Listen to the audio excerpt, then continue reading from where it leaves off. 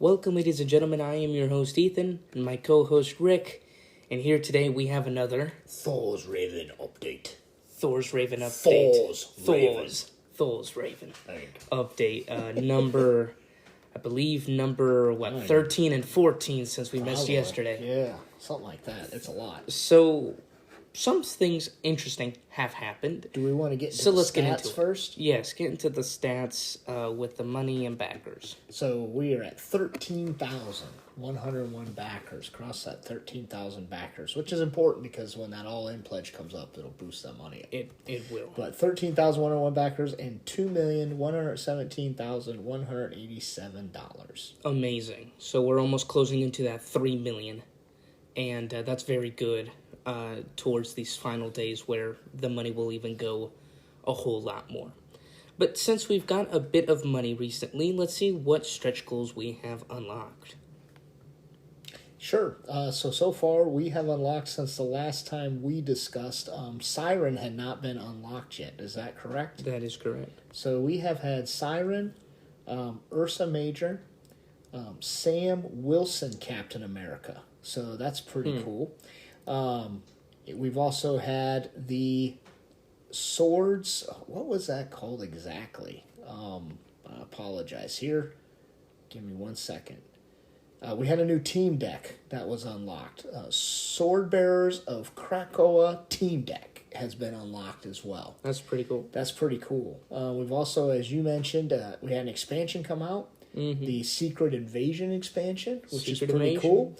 And then we had 2 more optional buys come out as well. Plastic tokens, both for this multiverse set and the original plastic token set that came out, I believe, during the last campaign that covered X-Men and the current one. So we've had a little bit of movement going on with some of these expansions coming out. The Skrulls was a big one. The Skrulls was a big one. Did the Young Avengers team deck come out already by the last update? Yes. Okay, we've done that as well. So again, just to recap there, we've had Siren, Ursa Major, Sam Wilson Captain America, and the Sword Bearers team deck. And we're currently awaiting a new villain who is waiting to be unlocked from the Negative Zone.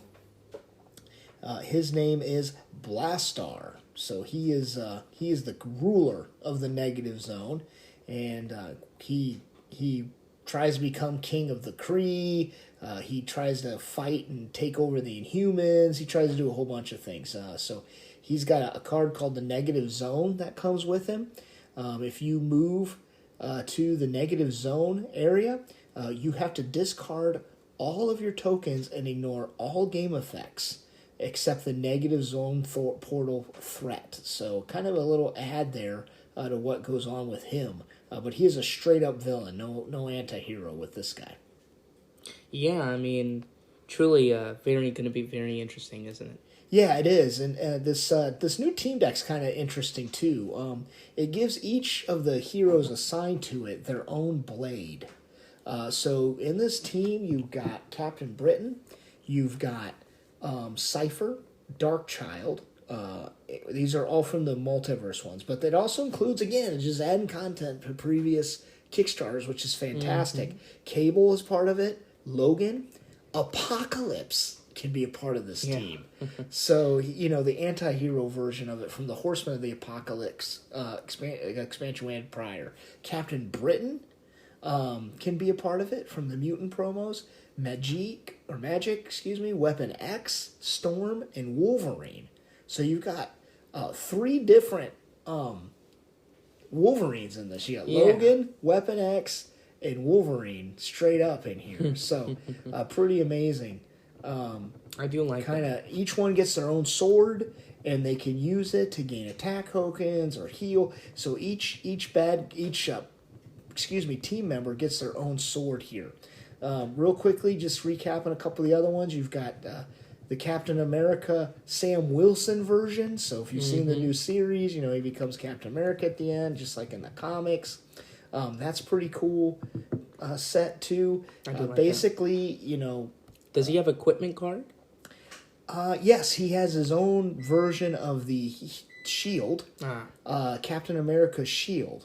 It'll let you, on your turn, you can do hits in an adjacent location on your turn. On a villain turn, you can ignore 1 damage dealt to any hero in your location. Oh, so cool. you can do protections and things. So that's pretty powerful.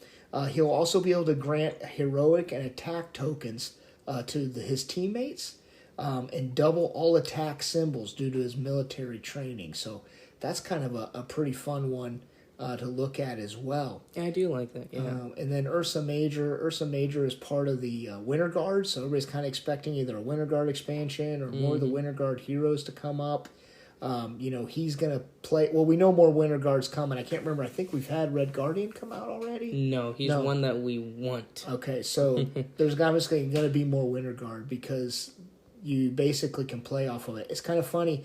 They've redacted what his... Because he's an anti-hero. So they've redacted what his villain piece means. They're not showing us that yet.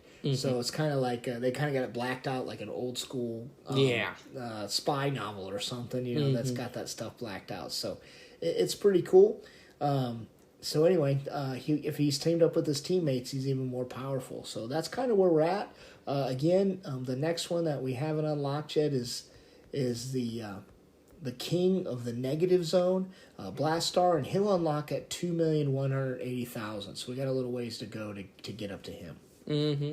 And not only the stretch goals, which have been amazing, by the way, Sam Wilson, he looks awesome in his miniature.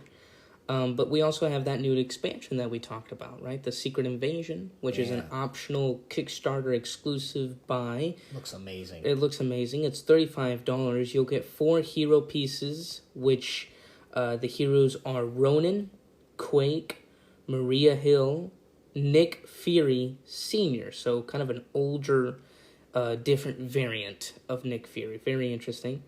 And you also get 5 villain pieces, basically 2 villains total, because the first one is the Queen Verank, right? See, yeah, The Varrock, Queen, I think. Varrock? Yeah, I think so, yeah. And basically she is her own standalone figure, and she's the Queen of the Skrulls.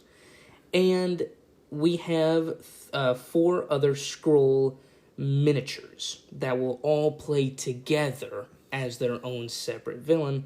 And basically, it just looks awesome. It's amazing. Yeah, it's amazing. Again, we have really cool, interesting heroes, such as a older Nick Fury that, gives out...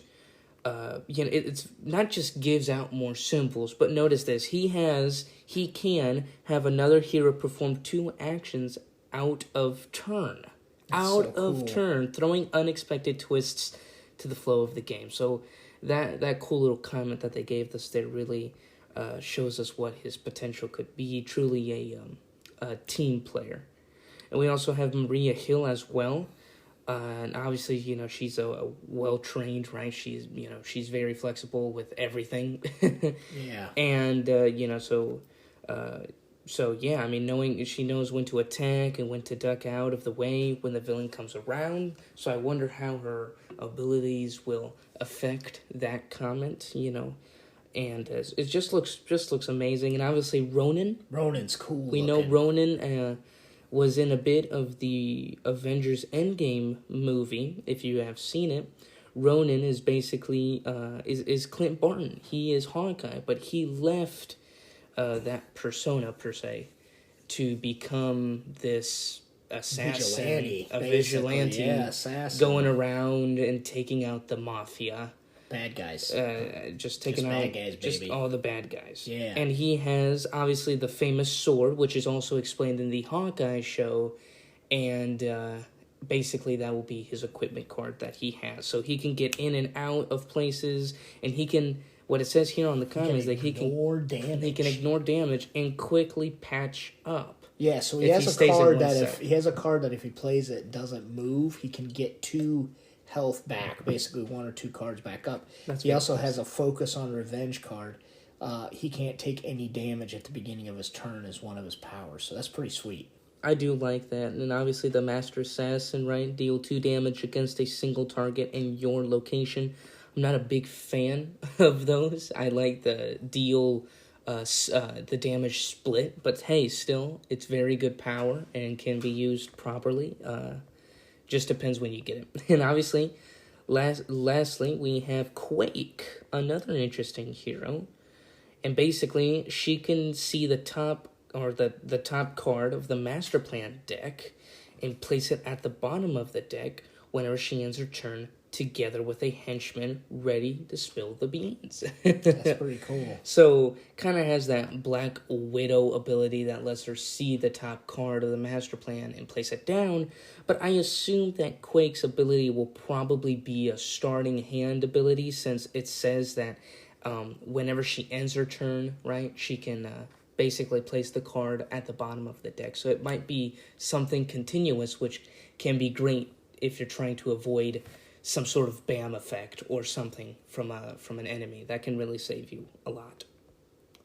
And then next, obviously, like we already explained, we have the villains. This is so cool. Yeah, I mean, let's just take a look at the first villain, the Queen Scroll. Basically, she plays like any other villain, but has a bit of a twist. You see many of her it says on the, and I quote her little comment here, many of her Master Plan cards replace civilians with thugs, while others activate her sleeper thug agents to attack the hero. So those are probably her own special tokens that she has. Or just the thugs activate as any thugs in an area attack any heroes. That's there. right. I think that's probably how it'll play out. I'm not sure though. Because these thugs will attack the heroes. Overflows will make the thugs in the location to attack heroes. That's pretty cool. So that really makes you want to take away the thugs. Everybody's a problem in this. It is. But you can't even trust the other heroes. That's right. And, honestly, it's going to be tough, too, because if you want to clear those civilians and clear that threat card, or not the threat card, the mission card, right, to clear the 9 civilians in order to get closer to winning the game, and that's going to be really tough against the Queen. She's flipping them. So your main thing is really just trying to defeat the thugs and don't cause overflows, and lastly, try to clear those threat cards as well. That's probably the strategy to go to right there. Yeah, the other thing that's cool is she has certain Master Plan cards that makes the heroes, like your characters in the game, draw from your own deck. And if there's attacks there, you attack other heroes that are with you. You also have her threats use 4 other heroes out of the box. Yeah. Out of the boxes that you have. Which means you probably just can't use this. You have to have some other Marvel United game to do this. But you basically would draw her henchmen or other heroes from the game. That's right. And they pull since the scrolls, cards from that hero's deck to attack or defend themselves when they're attacked by the heroes of the game. And so that's pretty sweet. That's very thematic too, because as you know, I don't know if you guys know what a scroll is, but basically they can turn into almost perfectly imitate. Seen the Captain Marvel movies, the upcoming Secret Invasion TV show that's going to have Nick Fury in it. We'll get into them a lot for sure. Oh yeah, and I mean they can perfectly imitate somebody, and I don't know, do they even have their own powers? Too? They don't really have powers. They don't have their. That's why they get caught powers. sometimes. That's they're why. missing powers and memories. Now, yes, that's right. I think in the description of the Squirrel Queen, one time she used some science and things to steal Spider-Woman's memories and her powers for a while, or to copy them perfectly, but that's where they fall apart a little bit. But in this game, when you're playing with just the Skrulls bad guys, you're playing a whole squad of them. So there's actually, is it three Skrulls that you play against all at once? The 3 Skrulls, they're copying stuff and making people turn bad. The 4 Skrulls, 4 Skrulls, they're their own villain. Yeah, 4. Jeez. They're their own villain. Right. And what's really cool is, obviously, when they're moving, attacking, and adding thugs and civilians when every Master Plan card is played. So they're all over the place, and I assume you have to beat all 4 of them. And obviously when they overflow, their overflow effect may take back the progress the heroes have made on a mission. So that can be very stressful, or even deal unpreventable damage as well. So obviously the scrolls being very thematic as well. They're also turning civilians into thugs or thugs into civilians, so you just don't know what's going to happen. It's going to be very crazy every time you play against them. Yeah, the locations, we haven't talked a lot about these locations that have come in some of these, but there's some pretty cool ones. The Mount Rushmore location is going to be on there. If all heroes in the game are there, everybody gets a wild token, which is pretty cool, or you get one wild token, I guess. And then the Peak 7, which is, after S.H.I.E.L.D., they had Sword for a while. That can strike thugs or henchmen and unpreventable damage over a wide range, so maybe across locations. So that's kind of a pretty cool one. And I like San Francisco as well. Yeah, that's a good one, too. I like that. They're also going to have this advanced training at the Camp Hammond, and that gives heroes cards that basically gives them extra power. It's kind of like those superhero cards from the villain when the player plays the villain deck. It's pretty sweet. That's going to be very cool because now that makes the gameplay even a bit harder, even if you're playing on a normal against a normal villain. Yeah. So that could also be something I would probably use every game now, since it'll just amp up the difficulty a bit. Yeah. Not saying that the game is already hard. I've played like 5 matches in a row and I've lost against everybody because it's just been tough. But yeah, this is just as a new type of way to play. And I truly think this box, it might not be the best box, or it might not be somebody's top 3 boxes in this campaign, but definitely is an important box to have. And I really think that after, getting some gameplay of the box, I think it could turn out being surprisingly good and surprisingly in somebody's top lists. Yeah, and one thing we probably should mention with Secret Invasion, it is a Kickstarter exclusive expansion, so it should not be available by retail. Not unlike like the Civil War expansion will be available at retail, it looks like. Yeah. But the Age of Apocalypse, War of Kings, and this new Secret Invasion one are all Kickstarter exclusive expansions as well. So just want to make sure everybody was aware of that little piece there. Yeah, so far I've really liked the expansions. Obviously, just a little recap here. We have the Civil War box, we have the Galactus, we have the Secret Invasion, the brand new one that just came out. We have War of Kings and the Age of Apocalypse. That makes it 5, I believe. Yeah, 5 expansions. You're counting Civil War inside of there, right? Yeah. Yeah. So that makes it 5 brand new expansions, plus the main box expansion, or main box. That makes it a total of 6. 6 boxes full of heroes and villains, and just truly amazing.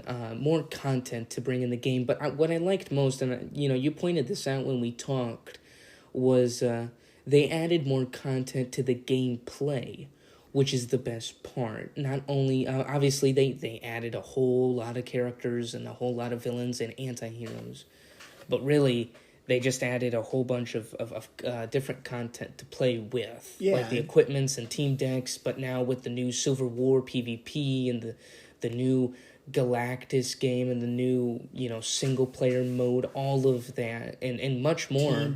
Team decks, everything. So just the way some of the villains play. If you haven't gotten into Marvel United, now's probably the best time. Probably. Because of all this, they are selling some of the older promos. It's not cheap. It's not cheap to go back and pick some of this stuff up. But if you've kind of just been maybe playing other games, not been interested, and you're looking to drop a dime on some of this, now's probably the best time ever. I mean, there's so many layers to this game now. Yeah. And I know we want to talk on a future episode, kind of what we think on some of the choices they've made, what maybe our favorite things have been, and maybe some of our least favorite things have been. Yeah. But, I do think that now more than ever, they've made every piece of this game valuable. Oh, yeah, it's going to be amazing. And obviously, if you do want to get to know a bit of how the characters work out or how the expansions are of past campaigns, well, you can always check out an early episode that we've done here in the podcast. So I know somewhere along there I've probably explained the rules of the game and some of the gameplay with it. And obviously, I've gone in depth with some of the heroes, so if you're interested, you don't have to, but if you're interested, you can definitely go back and check out how characters are, their abilities, and and all that stuff. It's and really the goal is to really go back fun. through some of that the newer content, Exactly. the X-Men box, and bring some of that up to speed, right? Yeah, that's your goal. 100%. And well, ladies and gentlemen, I think that's all for today. We hope you have a fantastic night or evening or morning, wherever you're at. Drive to work, wherever you're listening. Wherever you're listening to. And we hope to talk to you all tomorrow. I hope you have a great day. Wait. Before you all leave, I forgot to say one thing. As always, I always forget to say something. In a couple of days, I don't know when, I assume probably next Monday or so, Monday or Tuesday of the following week, I will be releasing an in-depth episode on a couple of the X-Force, on the X-Force expansion. And just for you all to know, I'll be going in depth with all 4 heroes in that expansion, including the villain. And of course, we're going to be having a ranking of all the heroes from least to favorite, least to best. And it's going to be amazing. You're going to hear my opinions as well as Rick's opinions on these characters. Just getting a sense of how they play on the different modes and, predict what good equipments they could be using in the future. Anyway, ladies and gentlemen, that's all for you all today, for real this time, and I hope you're all excited for the next week that is coming up very soon. Well, ladies and gentlemen, officially, this is a goodbye. We hope you have a great day, and we'll see you all tomorrow.